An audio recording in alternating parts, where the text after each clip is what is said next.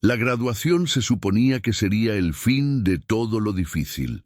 Los exámenes, las noches sin dormir, la ansiedad sobre el futuro. Para Natalie Martín, el viaje estaba pensado como una recompensa. Unos días fuera con amigos antes de que la adultez comenzara oficialmente. Sol, aire del océano, libertad. Pero en algún lugar entre empacar sus maletas y cruzar los límites estatales, Natalie, sin saberlo, entró en el capítulo final de su vida. Porque este viaje, pensado para celebrar su futuro, se convertiría en el lugar donde su futuro le fue arrebatado.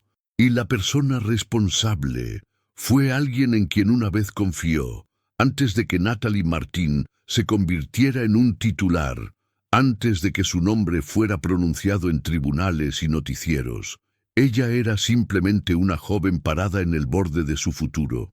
Natalie estaba en un momento que muchas personas recuerdan como uno de los más felices de la vida, la graduación. No solo el fin de la escuela, sino el comienzo simbólico de la independencia. Los amigos describían a Natalie como brillante, organizada y silenciosamente segura. No era imprudente o impulsiva. Pensaba las cosas, planificaba con anticipación. Era el tipo de persona que hacía listas, revisaba 2 veces las reservas y enviaba mensajes a amigos para asegurarse de que todos llegaran a casa sanos y salvos. Ella tenía ambiciones. Hablaba sobre trabajo, viajes y el tipo de vida que quería construir. Para aquellos cercanos a ella, Natalie no parecía perdida o insegura, parecía lista. La graduación se sintió como un punto de control. Un momento para pausar y respirar antes de que las responsabilidades de la adultez llegaran por completo. Por eso, el viaje importaba tanto para ella. Esto no se trataba de fiestas sin límites, se trataba de celebración. Unos días con amigos, un destino de playa lleno de otros graduados haciendo lo mismo, un último recuerdo compartido antes de que las vidas de todos comenzaran a moverse en direcciones diferentes.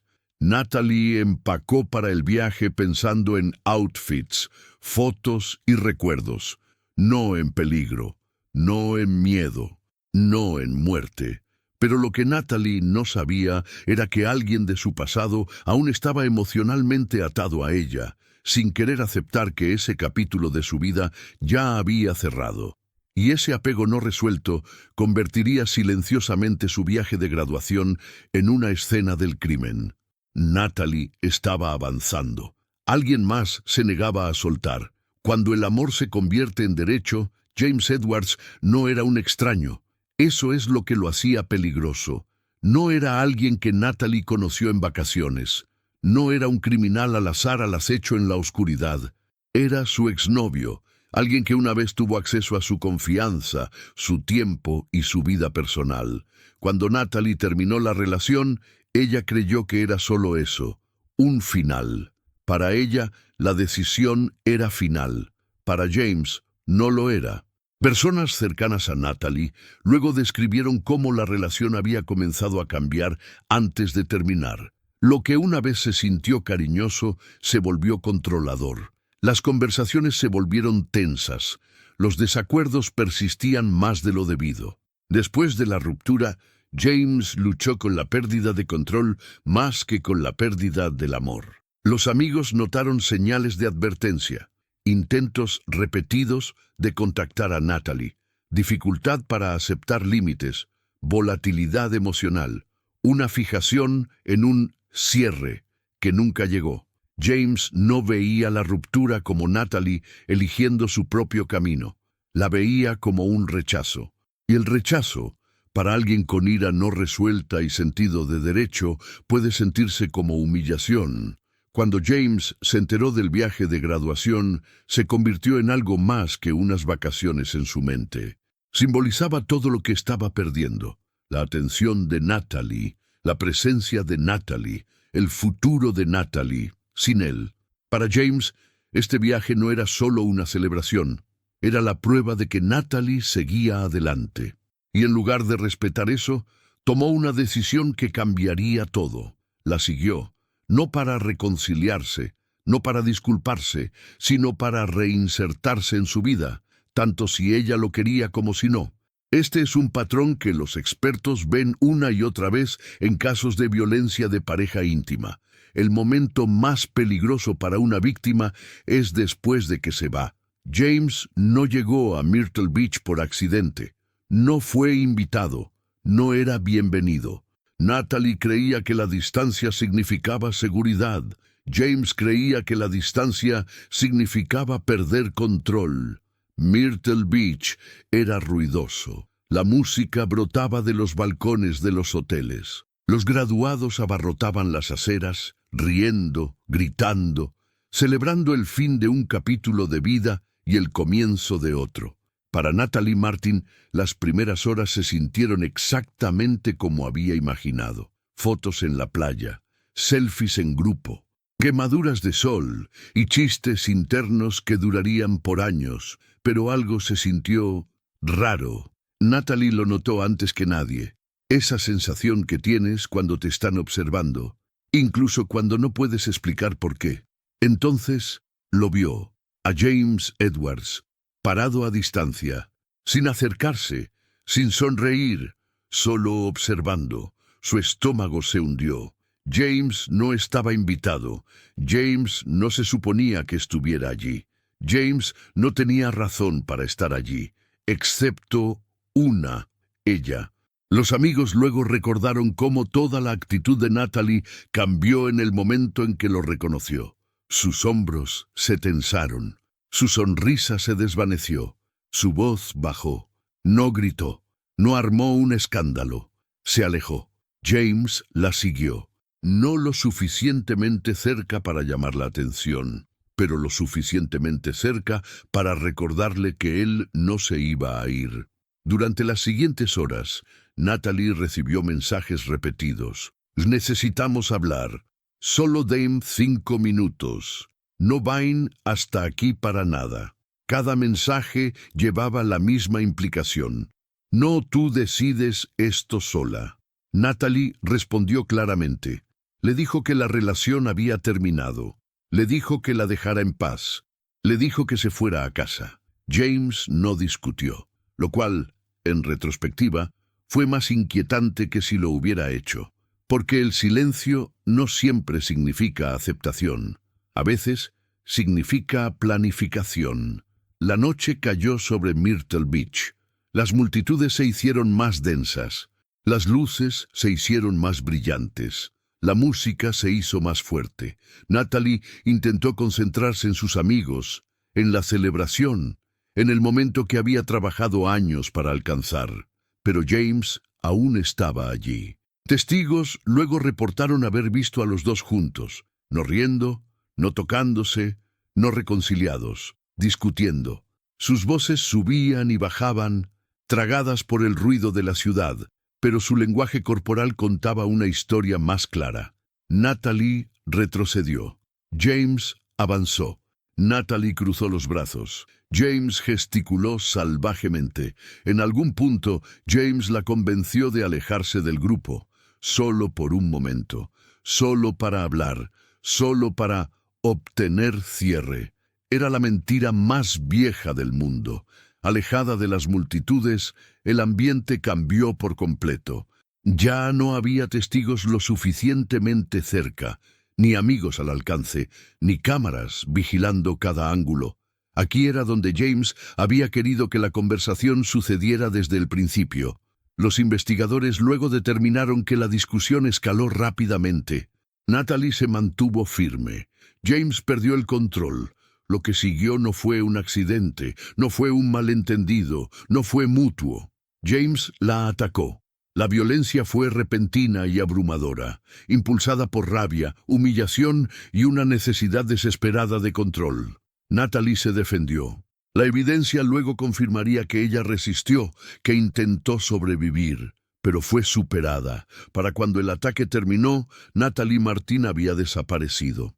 Los sonidos de la celebración continuaban solo a unas cuadras de distancia, completamente ajenos de que una vida acababa de ser borrada violentamente. James se quedó solo, con lo que había hecho, y en lugar de pedir ayuda, huyó. Cuando los mensajes cesaron, al principio, nadie entró en pánico. Natalie estaba de vacaciones, era joven, estaba ocupada. Una llamada perdida no significaba mucho, pero luego pasó otra hora y otra. Su teléfono, una vez constantemente zumbando con fotos, risas y planes, se quedó en silencio. Los amigos comenzaron a revisar sus mensajes de nuevo, refrescando pantallas, escribiendo «¿Estás bien?» una y otra vez, sin respuesta. Ese silencio no se sintió normal, se sintió mal. La gente no simplemente desaparece en una ciudad vacacional abarrotada, a menos que algo haya salido terriblemente mal. Para la madrugada, el tono había cambiado de preocupación a miedo. Natalie no había regresado, no se había reportado, no había publicado. Los amigos repasaron sus pasos de la noche anterior, el hotel, las calles, los lugares por donde habían caminado juntos solo horas antes. Preguntaron a extraños, revisaron habitaciones cercanas, buscaron en el área ellos mismos. Nada. Fue entonces cuando se hizo la llamada. La policía fue notificada de que una joven estaba desaparecida. Los agentes de la ley llegaron esperando una situación típica de persona desaparecida, tal vez alguien intoxicado, perdido o dormido en algún lugar inesperado. Pero lo que encontraron en su lugar activó alarmas inmediatas. Natalie fue encontrada sin respuesta. Su cuerpo mostraba claros signos de trauma violento. Esto no fue un accidente, esto no fue una emergencia médica, esto no fue un malentendido. Esto fue un homicidio. En un momento, el caso cambió. ¿De dónde está Natalie? ¿A quién le hizo esto? Los investigadores aseguraron el área. Cinta amarilla se extendió a través de espacios que habían estado llenos de vida solo horas antes. Los testigos fueron separados. Los teléfonos fueron tomados. Las declaraciones comenzaron. Cada detalle importaba ahora. ¿Con quién fue vista por última vez Natalie? ¿Con quién discutió? ¿Quién se negó a dejarla irse? La respuesta llegó rápido. Había un nombre que seguía apareciendo en cada línea de tiempo. James Edwards. Los amigos les dijeron a los oficiales sobre el exnovio, cómo se había presentado sin invitación, cómo Natalie no lo quería allí, qué incómoda parecía. De repente, la historia tenía sentido. Esto no era violencia al azar, esto era personal. Y quienquiera que hizo esto no solo había lastimado a Natalie, le había robado su futuro. James Edwards no esperó. Para cuando el cuerpo de Natalie fue descubierto, él ya se había ido, sin despedida, sin explicación, sin intento de ayudar, solo ausencia. Y la ausencia, en una investigación de asesinato, habla fuerte.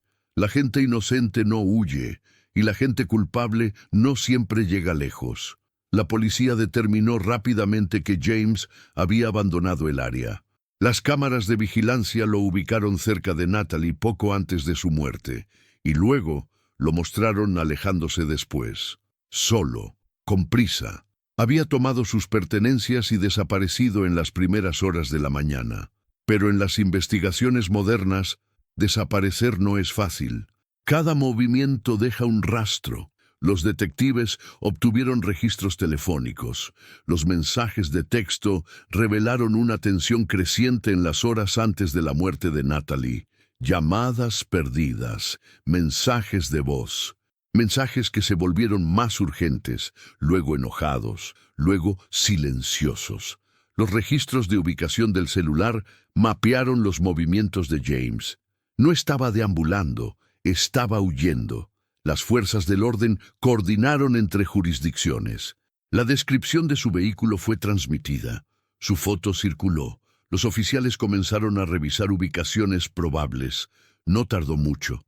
James fue localizado y detenido sin incidentes. Ninguna persecución dramática, ninguna resistencia. Solo un hombre que sabía que huir había terminado. Cuando los oficiales se acercaron a él, James no negó quién era. No preguntó por qué lo arrestaban, ya lo sabía. En la estación, su actitud era calmada, casi desconectada, pero la evidencia que lo esperaba era abrumadora. Para cuando los detectives tomaron oficialmente el caso, una cosa ya estaba clara. Esto no fue un accidente, y esto no fue espontáneo. Era evitable. Los investigadores trataron la ubicación como un momento congelado en el tiempo. Cada huella, cada objeto descartado, cada parche de tierra alterado.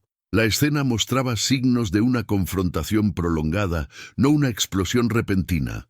Había indicaciones de que Natalie había intentado crear distancia, escapar, terminar el encuentro. Esto no fue un solo golpe, fue violencia sostenida. Y eso importaba, porque la violencia sostenida le dice a la policía algo crucial. El atacante tuvo tiempo de detenerse y eligió no hacerlo. Los detectives rápidamente se volcaron a los teléfonos. El teléfono de Natalie reveló mensajes enviados ese mismo día expresando incomodidad, llamadas perdidas de amigos después de que no regresó, ningún mensaje saliente durante la ventana crítica, un silencio digital repentino. El teléfono de James Edwards contaba una historia diferente. Los datos de ubicación lo colocaron en Myrtle Beach antes de que Natalie se diera cuenta de que él estaba allí, cerca de su última ubicación conocida durante el tiempo estimado de muerte, intentando abandonar el área poco después. Esto no era coincidencia, era convergencia. Los amigos que habían estado en el viaje se presentaron. Describieron a Natalie, pareciendo ansiosa después de ver a James, intentos de evitarlo, su insistencia repetida de que la relación había terminado. Un testigo recordó a Natalie diciendo palabras que luego perseguirían la sala del tribunal. Solo quiero disfrutar este viaje y acabar con él. Otro recordó la actitud de James, callado, intenso, observando desde la distancia, no enojado, concentrado. Mientras los investigadores indagaban en las interacciones pasadas de James con Natalie, se formó un patrón: dificultad para aceptar el rechazo, intentos repetidos de reinsertarse en su vida, presión emocional enmascarada como preocupación sin antecedentes penales previos, sin arrestos anteriores. Pero eso, los detectives sabían, no significaba nada, porque la mayoría de los homicidios de pareja íntima no vienen de extraños, vienen de personas que una vez tuvieron acceso. El informe del médico forense eliminó cualquier duda persistente. Natalie murió como resultado de una agresión física violenta. Las lesiones eran consistentes con fuerza extrema, contacto cercano, un atacante superando a una víctima. No había evidencia de defensa propia de James, ningún signo de daño accidental, ningún escenario donde esto pudiera enmarcarse como mutuo. La conclusión fue contundente: esto era homicidio, y James Edwards ahora era el centro de ello. La sala del tribunal no se sintió como justicia, se sintió como supervivencia. Cuando la familia de Natalie entró a la corte, llevaban algo que nadie más en la sala tenía: el futuro que Natalie nunca viviría. Escucharon mientras los fiscales describían a su hija, hermana y amiga, no como una víctima, sino como una persona, sus metas, su independencia, su valentía al dejar una relación que ya no se sentía segura. Y luego escucharon, mientras los detalles de sus últimas horas eran revelados. La fiscalía no dependió del impacto, dependieron de la secuencia. Guiaron al jurado paso a paso a través de 1. La ruptura. 2. La negativa de James a aceptarla. 3. Su decisión de seguir a Natalie. 4. La confrontación. 5. La violencia. 6. La huida. Mostraron cómo cada paso se encaminaba hacia la inevitabilidad. Esto no fue un lapso momentáneo, fue una escalada. La defensa intentó humanizar a James. Hablaron de inestabilidad emocional, miedo a la pérdida, un momento de pasión. Pero la fiscalía desmanteló ese argumento pieza por pieza. Un momento de pasión no implica Viajar sin invitación, ignorar límites claros, violencia sostenida, intentar huir, la pasión se desvanece, el control no. Los amigos testificaron entre lágrimas, los oficiales de policía hablaron con claridad clínica. Los expertos en forensía digital explicaron cómo los teléfonos no mienten, la gente sí, y lentamente la narrativa se cerró sobre James Edwards desde todas las direcciones. No quedaba espacio para la duda. Cuando el jurado regresó, la sala quedó en silencio. James Edwards fue declarado culpable. Ningún arrebato dramático, ningún colapso, solo una tranquila realización de que su vida, como la de Natalie, había terminado.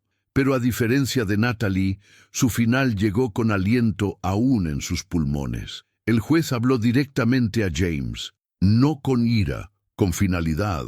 La sentencia aseguró que pasaría décadas tras las rejas, separado de la sociedad, de las relaciones, del control que una vez creyó tener. Cuando el martillo cayó, la familia de Natalie se sostuvo mutuamente.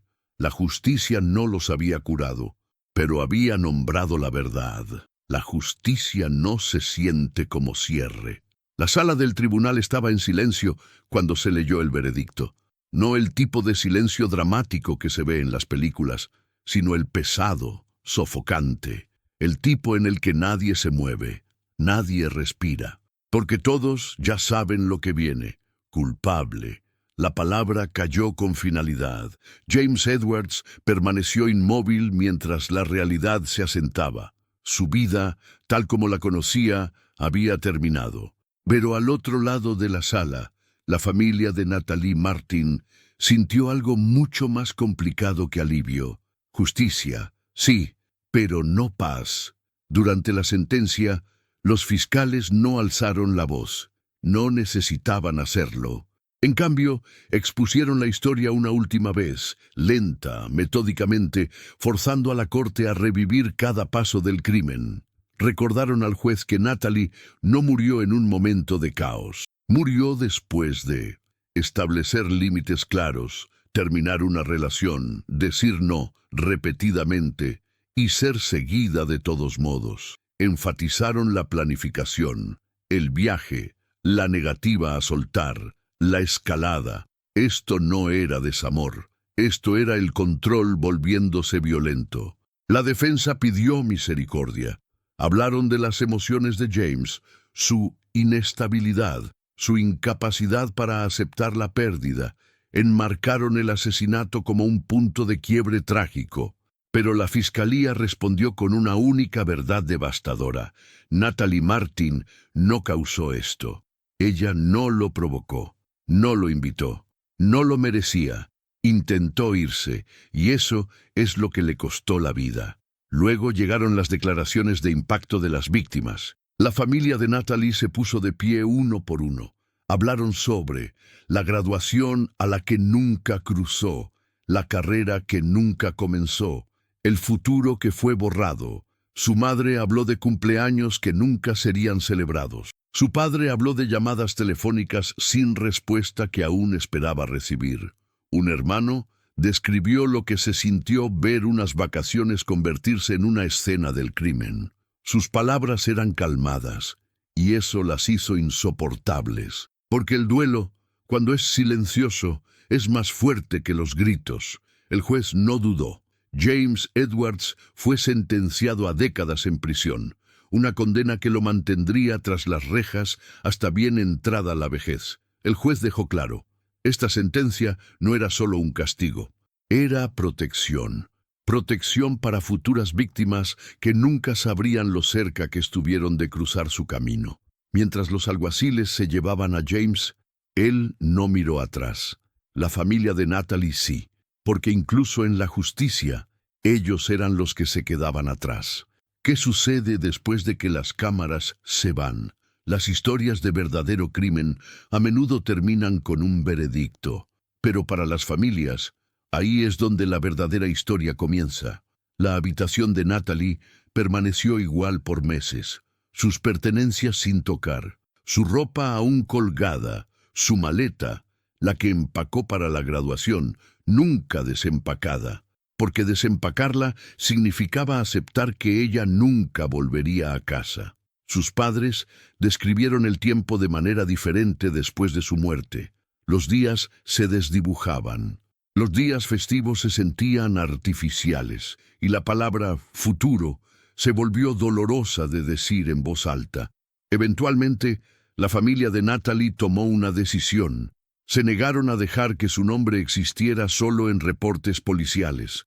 Comenzaron a hablar públicamente, en escuelas, en eventos comunitarios, en programas de concientización sobre violencia doméstica. Hablaron sobre señales de advertencia de obsesión, el peligro de exparejas posesivas, cómo dejar una relación puede ser el momento más peligroso. La historia de Natalie se convirtió en una advertencia que otros podrían sobrevivir. Los investigadores luego enfatizaron una estadística escalofriante. Las mujeres están en el mayor riesgo de violencia cuando intentan dejar relaciones controladoras. Natalie hizo lo que la sociedad le dice a la gente que haga. Se fue, siguió adelante, celebró su independencia, y aún así, el peligro la siguió. Este caso expuso una verdad brutal. El amor no se vuelve violento de la noche a la mañana. Escala, silenciosamente, implacablemente, hasta que explota. Cada año, cuando regresa la temporada de graduación, el nombre de Natalie es recordado. No como una estadística, sino como una persona, una joven que debería haber estado tomando fotos con toga y birrete, no ser recordada a través de transcripciones judiciales y exhibiciones de evidencia. Su viaje de graduación se convirtió en su capítulo final, y su historia ahora existe para prevenir el final de alguien más. Natalie Martin hizo todo bien, dejó una relación que no se sentía segura, celebró su éxito, anticipó el futuro, y aún así no fue suficiente, porque las palabras más peligrosas no siempre son amenazas. A veces son promesas. Solo quiero hablar, y a veces esas palabras son las últimas que una persona escucha.